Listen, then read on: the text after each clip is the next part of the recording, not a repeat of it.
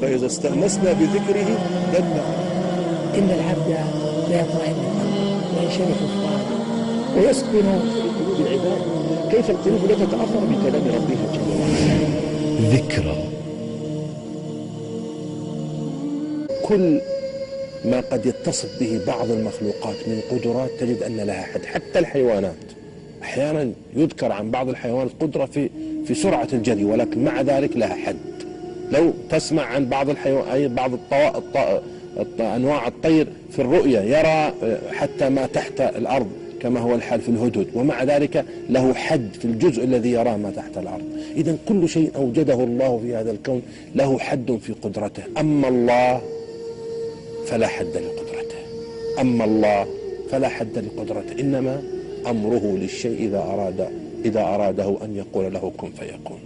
الله سبحانه وتعالى القادر على كل شيء، ولذلك يصف نفسه بصيغ العموم: إن الله على كل شيء قدير، والله على كل شيء قدير. وقدرته عز وجل عظيمة، إنما أمره إذا أراد شيئا أن يقول له كن فيكون. والله تعالى أمره ليس بين الكاف والنون، وإنما أمره بكن، لا يستعصي عليه شيء ولا يمتنع منه شيء. أوليس هو سبحانه وتعالى الذي إذا أراد شيئا إنما يقول له كن فيكون؟ يقول كن مرة واحدة فيوجد الشيء على وفق ما أراد عز وجل، لا يستعصي عليه ولا يمتنع منه. كما قال سبحانه: إنما قولنا لشيء إذا أردناه أن نقول له كن فيكون. وقال عز وجل: وما أمرنا إلا واحدة كلمح بالبصر. ولذلك استقر عند المسلمين قاطبة أولهم وآخرهم أن الله تبارك وتعالى لا يعجزه شيء، وصرح الله بهذا في منطق القرآن: أولم يسيروا في الأرض فينظروا كيف كان عاقبة الذين من قبلهم وكانوا أشد منهم قوة وما كان الله ليعجزه من شيء في السماوات ولا في الأرض إنه كان عليما قديرا. قال شيخ الإسلام: اتفق المسلمون وأهل الملل على أن الله على كل شيء قدير، كما نطق بذلك القرآن في مواضع متعددة. الله قدرته فائقة ليس لها حد، لا في سمعه، لا في بصره، لا في فعله، لا في عطائه، فسبحان العظيم الكبير المتعال. سبحان من قدر على إيجاد المعدوم وإعدام الموجود. سبحان من لا يلحقه عجز ولا يعجزه شيء في الوجود. سبحان من لا يعارضه منازع ولا يخرج عن قبضته شيء في الوجود. سبحان من إذا أراد أمرا قضاه ولا يحتجز عنه شيء بقوته في الوجود. سبحان المتناهي في الاقتدار المتحكم في جميع آثار الوجود. سبحان ذو السلطان والملك والقوة قادر على كل شيء في الوجود. عندما يتحدث الإنسان عن قدرة الله يعجب من نفسه، إذ كيف يتحدث في هذا الموضوع وهل تحتاج الشمس في وضح النهار إلى بيان؟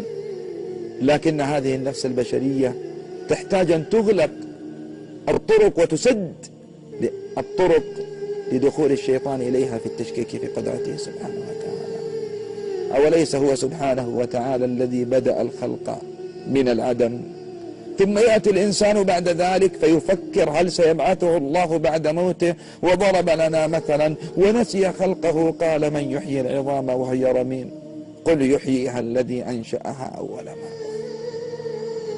أوليس هو سبحانه وتعالى الذي أخبر أنه قادر على أن يحيي الموتى، أفيعجزه سبحانه وتعالى أن يشفي المرضى؟ إنما أمره إذا أراد شيئا أن يقول له كن فيكون. أوليس هو الذي خلق السماوات والأرضين في 6 أيام وقال وما مسنا من لغوب أفيعجز سبحانه وتعالى على أن يدبر هذا الملكوت؟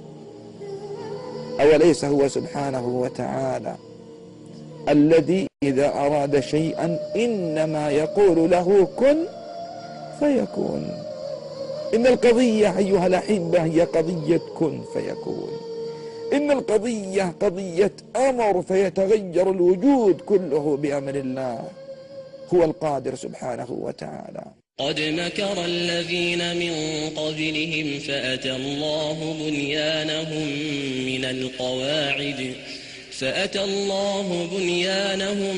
من القواعد فخر عليهم السقف من فوقهم وأتاهم العذاب من حيث لا يشعرون.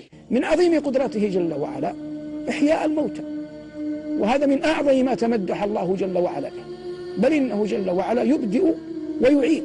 فلما ذكر الله جل وعلا بعض مظاهر رحمته من إنزال الغيث وإنبات الأرض، أخبر جل وعلا أن ذلك من دلائل قدرته تبارك وتعالى على إحياء الموتى، فقال سبحانه إن الذي أحياها لمحيي الموتى، إن الذي أحياها لمحيي الموتى. ثبت في الصحيح أن النبي صلى الله عليه وآله وسلم أخبر عن رجل من بني إسرائيل ممن لم يعمل خيرا قط، أنه لما جاءه الموت جمع أبناءه وقال إذا أنا مت فقطعوني ثم حرقوني ثم ذروني، أي ائتوا في يوم شديد الريح وذروني حتى يتفرق جسمه في كل مكان.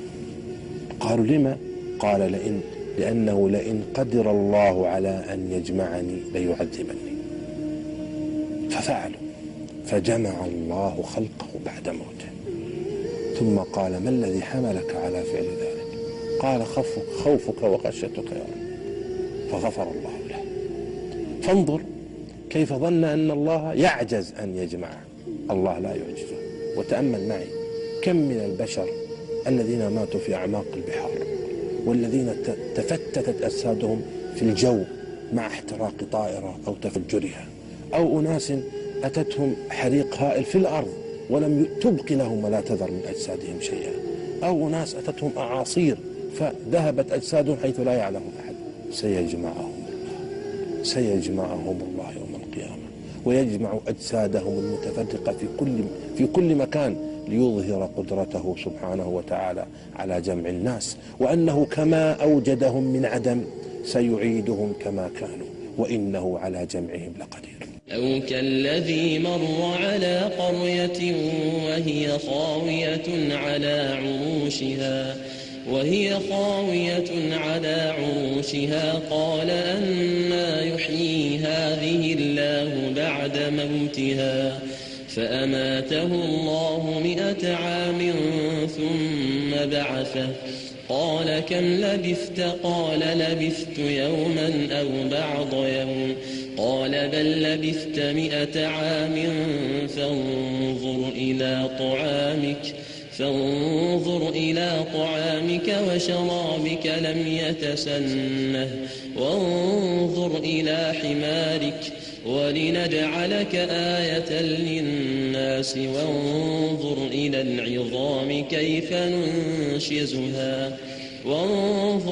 العظام كيف ننشزها ثم نكسوها لحما فلما تبين له قال أعلم أن الله على كل شيء قدير.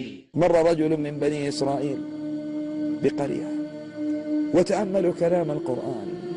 قرية قال أنى يحيي هذه الله بعد موتها. قرية كما عبر القرآن وهي خاوية على عروشها، مات أهلها، تحطمت منازلهم، أصبحت مكفرة، ما عاد فيها إنسان ولا طعام ولا نبات. هذا الرجل لما مر على القرية تعجب وهي حطام كيف يحيي الله هذه القرية، فإذا بالله يريه قدرته ويميته 100 عام، ليست سنة ولا سنتين ولا 10 ولا 20، ثم يبعثه ويوم أن بعث كانت القرية قد عمرت وتكامل ساكنوها وتراجعت بنو إسرائيل إليها، فلما أحياه الله وأول ما أبصر بعينيه بعد الإحياء جعل ينظر في سريان الروح في بدنه كيف يحيا بقية البدن. فلما استقل سويا قال الله له: كم لبثت؟ قال: لبثت يوما أو بعض يوم. فيخبرها أنها 100 سنة، لكن القدرة ستبدو أمام عينيك. انظر إلى طعامك وانظر إلى حمارك، طعام من 100 سنة لم يتغير ولم يبلغ، قدرة من الله في حفظ الطعام. وحمار قد مات وأكلته الديدان وبليت عظامه وتفككت أوصاله وامتزج بالتراب، وأمام عينيه يقوم الحمار ويبدأ الخلق، عظام فلحم فجلد فروح، ويقف الحمار حيا ليعلم أن الله على كل شيء قدير.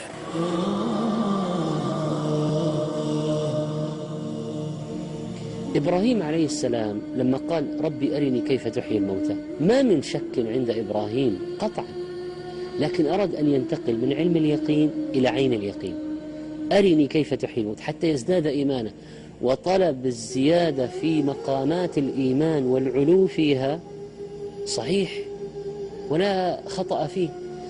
قال الله تعالى: أولم تؤمن؟ قال: بلى ولكن ليطمئن قلبي.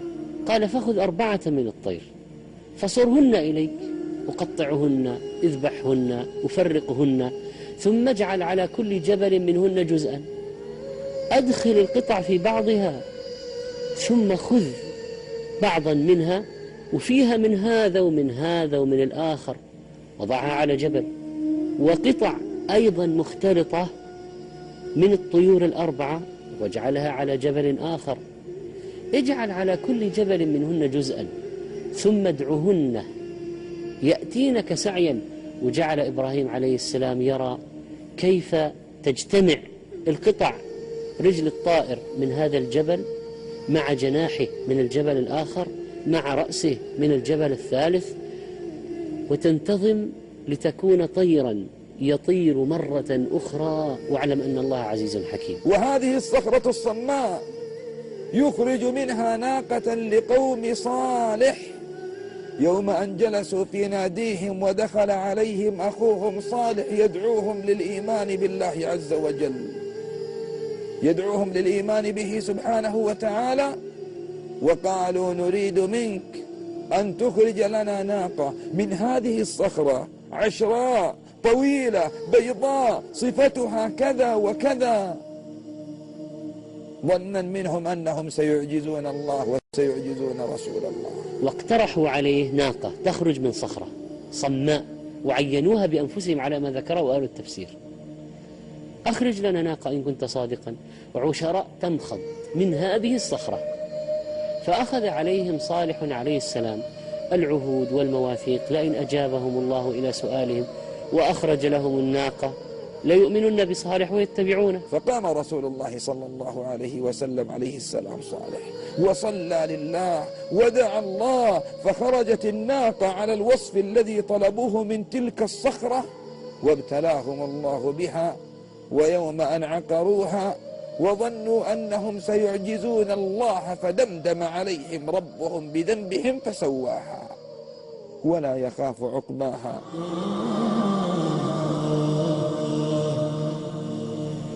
ملكوت السماوات والأرض عظيم واسع، وكلما تأمل فيه المؤمن ازداد إيمانا بقدرته تعالى. أنشأ الله السحاب وقال: يكاد سنا برقه يذهب بالأبصار، فاجتمع في السحاب 4 أضداد لا يقدر على جمعها إلا رب العباد، الظلمة والنور، لأن السحاب يحول بين الشمس أو بين القمر والأرض فيحجب النور، وفي وقت نفسه يكون منه البرق فيكون نورا، وجمع بين الماء والنار، وأنت تعلم أن الماء والنار ضدان، فيكون من السحاب المطر الذي ينزل، ويكون من السحاب الصواعق التي تحرق. ولهذا قال ربنا: يكاد سنا برقه يذهب بالأبصار، وقال ويرسل الصواعق فيصيب بها من يشاء. فعندما ترى السحابة قد تراكم بعضها على بعض ينبغي أن يدل كذلك في المقام الأول على عظيمة قدرة من أنشأها، ثم انظر كيفما جمعت من الأضداد حتى يكون قلبك أكثر استكانة بين يدي رب العباد. تجدب الأرض وتوشك البهائم على الهلاك، ولا يبقى إلا الملجأ إلى الله، فيخرج الشيوخ الركع والأطفال الرضع والنساء والكبار والصغار فيبكون ويجأرون ويتضرعون، فتهتز السماء بالسحاب ويأتي من هنا وهناك وينزل القطر وتنمو الأشجار وتمتلئ الضروع لبنا، كل ذلك بقدرة الله سبحانه وتعالى. قل للطبيب تخطفته يد الردى، من يا طبيب بطبه أرداك الله. قل للمريض نجا وعوفي بعدما عجزت فنون الطب من عافاك. والنحل قل للنحل يا طير البواد من الذي بالشهد قد حلاك. وإذا ترى الثعبان ينفث سمه فاسأله من ذا بالسموم حشاك، واسأله كيف تعيش يا ثعبان أو تحيا وهذا السم يملأ فاك. سيجيب ما في الأرض من آياته عجب عجاب لو ترى عيناك. فالحمد لله القدير بذاته حمدا وليس لواحد إلاك.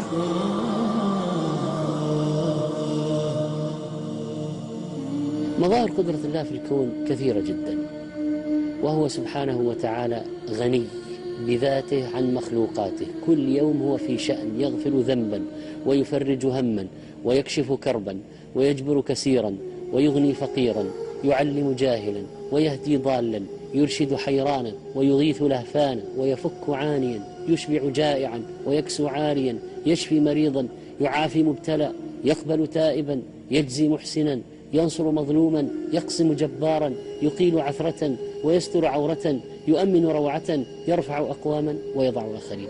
أليس في ذلك كله دليلا على أن الله عز وجل أليس في ذلك كله دليل على أنه على كل شيء قدير وأنه بكل شيء محيط؟ ويجمع الله تبارك وتعالى في أكثر من موطن في القرآن بذكر خلق السماوات والأرض وتغيير أحوال البشر، إشارة إلى أن الذي أوجد هذه المخلوقات العظيمة هذه السماء، حتى قال الله في القرآن لخلق السماوات والأرض أكبر من خلق الناس. يذكر الله السماوات والأرض ثم يذكر شيء من أحوال الخلق ليوحي إلى نفوسنا أو يعطيها إشارة أن الذي قدر على إيجاد هذه السماوات العظيمة وهذه الأرض قادر على التصرف بكم كيف يشاء. لذلك قال في موطن من تلك المواطن ألم تر أن الله خلق السماوات والأرض بالحق إن يشأ يذهبكم ويأتي بخلق جديد وما ذلك على الله بعزيز. الله يتحدى خلقه، يقول لهم إن كنتم تصرون على الإعراض والتكبر والمعاندة لأمري فاعلموا أني قادر على أن أذهب بكم عن بكرة أبيكم وآتي بآخرين غيركم يعبدوني ولا يعصوني. فالله يظهر هذه القدرة وهي تحمل شيئا من التهديد للخلق. ولذلك قال في موطن آخر وإن تتولوا يستبدل قوما غيركم ثم لا يكونوا أمثالكم.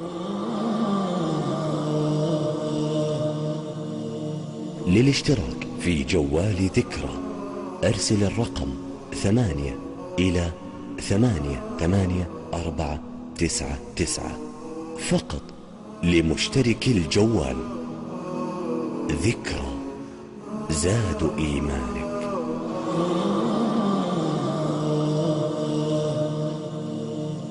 ثم من دلائل قدرته ما ترى في خلقه جل وعلا، منهم من يمشي على رجلين، منهم من يمشي على 4، منهم من يمشي على بطنه.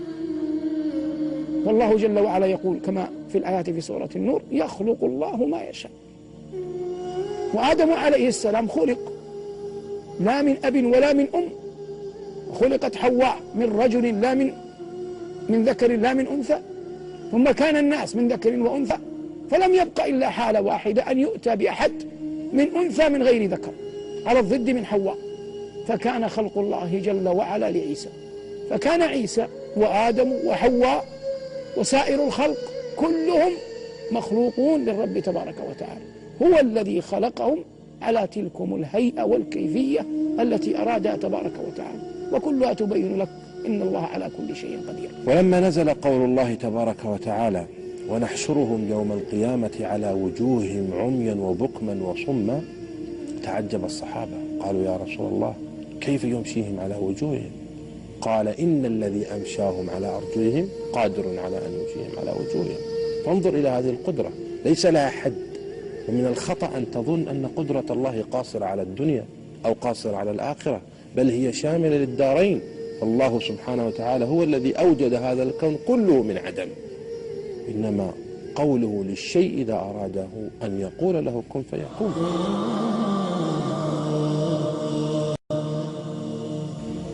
الله سبحانه وتعالى من رحمته بنا أنه يذكرنا بقدرته حتى نقصر عن المعاصي ونبقى على ما يحب ويرضى من الطاعات. يذكرنا بقدرته التي ليس لها حد ولا يمكن أن يمنعها أحد. قل هو القادر على أن يبعث عليكم عذابا من فوقكم أو من تحت أرجلكم أو يلبسكم شيعا ويذيق بعضكم بأس بعض انظر كيف نصرف الآيات لعلهم يفقهون. لما نزلت هذه الآية قل هو القادر على أن يبعث عليكم عذابا من فوقكم، قال رسول الله صلى الله عليه وسلم أعوذ بوجهك. قال أو من تحت أرجلكم، قال أعوذ بوجهك. قال أو يلبسكم شيعا ويذيق بعضكم بأس بعض، قال رسول الله صلى الله عليه وسلم هذا أهون. فالله قادر على إرسال العذاب من جميع جهات. ولذلك سبحان الله تجد في قمة القدرة التي يتمكن منها البشر من الدنيا يصيبهم الله بشيء يذكرهم عجزهم عنها. قال الله عز وجل حتى إذا أخذت الأرض زخرفها وزينت وظن أهلها أنهم قادرون عليها أتاها أمرنا ليلا أو نهارا فجعلناها حصيدا كأن لم تغن بالأمس. في قمة بلوغ الإنسان القدرة وشعوره بالانتعاش أنه تمكن، يأتيه القهر والقدرة الفائقة لتظهر عجزه وفقره. وقد رأيت هذا في أكثر من بلد من بلاد العالم، بلغوا أوج حضارتهم وتمكنوا من أمور لم يتمكن غيرهم، فإذا بزلزال هزة تهز الأرض تقلب عاليها سافلها، أو إعصار يذهب بكل شيء حققوه. تبقى هذه الكوارث التي يسمونها طبيعية، تبقى هذه الكوارث دالة على قدرة الله. إعصار بسرعة 250 كيلومتر في الساعة، سبحان الله العظيم. زلزال في لحظة يذهب 80,000 نفسا كما حصل في الصين. فالله أكبر، من أين سيخرج الناس؟ وإلى أين سيفرون؟ وإلى أين سيلجؤون؟ ليس لهم عاصم من الله تبارك وتعالى. الله عز وجل رفع عن هذه الأمة العذاب العام من فوقهم بالرجم والحصب الذي كان يأخذ الأمم المكذبة السابقة، ومن تحت أرجلهم بالخسف العام الذي يهلك الجميع. ولكن تبقى له آيات في إهلاكات محدودة في أقوام معينين في بلد معينة دالة على قدرته. وقد قص الله علينا في القرآن شيئا من صور إهلاكه للأمم قبلنا، كيف أهلك أقوام بالريح وأهلك أقوام بالغرق وأهلك أقوام بالصيحة. إنها القدرة في تنوع العقوبة، وفي صورة من صور تقريب حال الزلزال الذي قد يقع اليوم. لعل أقرب آية تصور حال الزلزال إذا وقع هي قوله سبحانه قد مكر الذين من قبلهم فأتى الله بنيانهم من القواعد فخر عليهم السقف من فوقهم وأتاهم العذاب من حيث لا يشعرون. بينما يكون الناس في طمأنينة فجأة اهتزت الأرض سقطت عليهم، اهتزت القواعد فخر عليهم السقف من فوق. انظر إلى هذه القدرة التي تتكرر اليوم ويراها الناس. إنها رسائل يا عباد الله أن صور العقوبة والقدرة عند الله ليس لها حد، وليس لها صورة مستقلة قاصرة عليها، بل هي متعددة مختلفة باختلاف أحوال البشر. فينبغي الحذر من هذا الخالق القادر المقتدر المتمكن من كل حال يريده في حال خلقه. إلهي أنت القاهر فوق عبادك، ما أعظم سلطانك. إلهي أنت القادر لا يعجزك مقدور، ما أشد سلطانك. إلهي أنت القوي المتين، ما أوسع سلطانك. إلهي أنت ذو الطول والجبروت، ما أمتن سلطانك.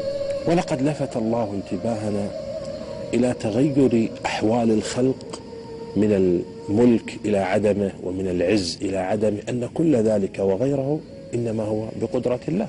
قال الله سبحانه وتعالى في سورة آل عمران: قل اللهم مالك الملك تؤتي الملك من تشاء وتنزع الملك ممن تشاء وتعز من تشاء وتذل من تشاء بيدك الخير إنك على كل شيء قدير.